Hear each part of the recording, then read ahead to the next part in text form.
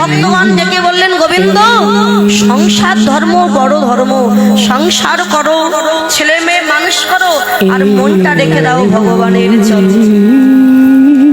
কিন্তু ভগবানের চরণে মনটা রাখতে পারি না বলে এত দুঃখ, এত কষ্ট।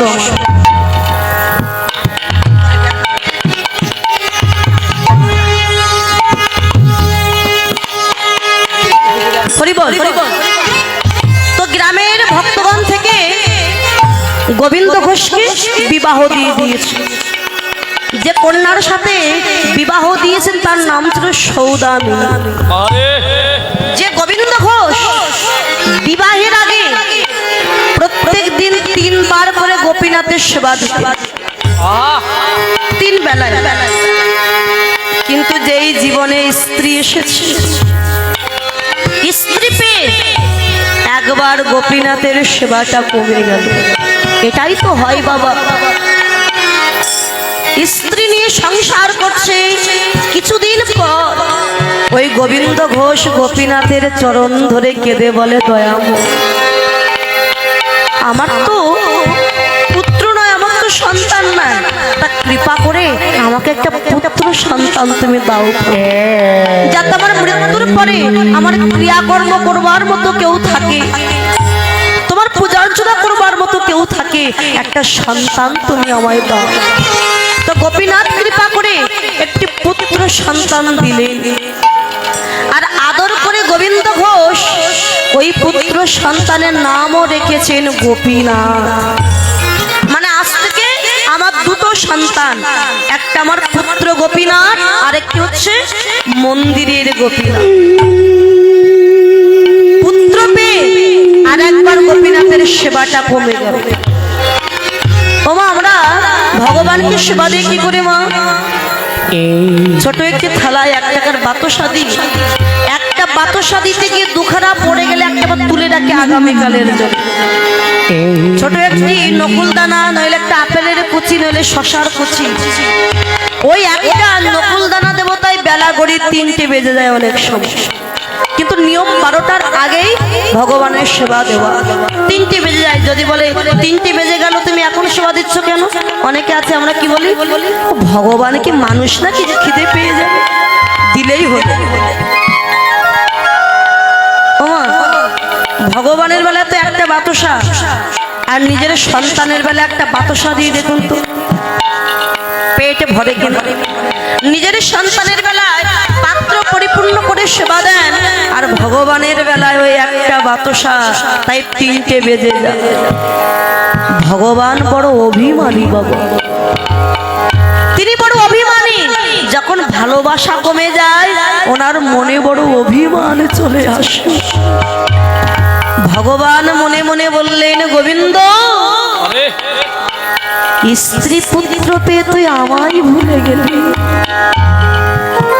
একটা সন্তানের বেলায় পাত্র পরিপূর্ণ করে দিস, আর আমার বেলায় একটা বাতাসা। গোবিন্দ, যে করে আমার আশ আমি তারেই যে করি সর্ব। তুই আমার কেমন ভক্ত, পরীক্ষা দিতে হবে যে তোকে। স্ত্রী পুত্র নিয়ে ভালোই দিন যাচ্ছিল, হঠাৎ একদিন হঠাৎ করে তার স্ত্রী সৌদামিনীর মৃত্যু হয়ে গেল। স্ত্রীর মৃত্যু হয়েছে, ততটা কষ্ট পেল না, কেননা আমার পুত্র তো আছে, আপন বলতে একজন আছে। ভগবান মনে মনে বললেন, স্ত্রী কেড়ে নিয়েছি, তবু তোর সন্তানের প্রতি মায়া এসে গেছে, সন্তানকে ভালোবাসিস, পুত্রকেও যে কেড়ে নিতে হবে।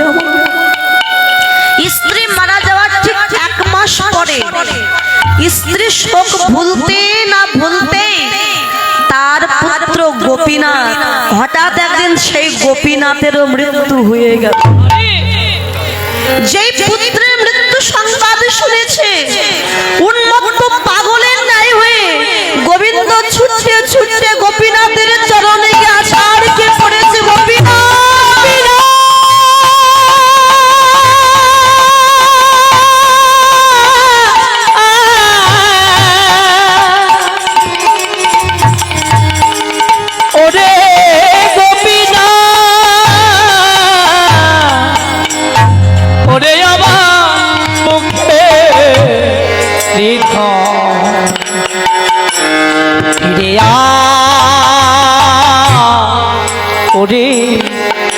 আমার গোপীনাথ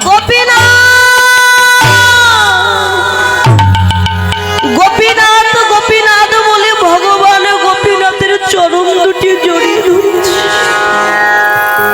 গোপীনাথ, হে কি করলে তুমি? প্রথমে আমার স্ত্রীকে কেড়ে নিলে, আজ আমার পুত্রকেও কেড়ে নিলে। ভালোবাসার এই প্রতিদান দিলে তুমি। শোনো গোপীনাথ,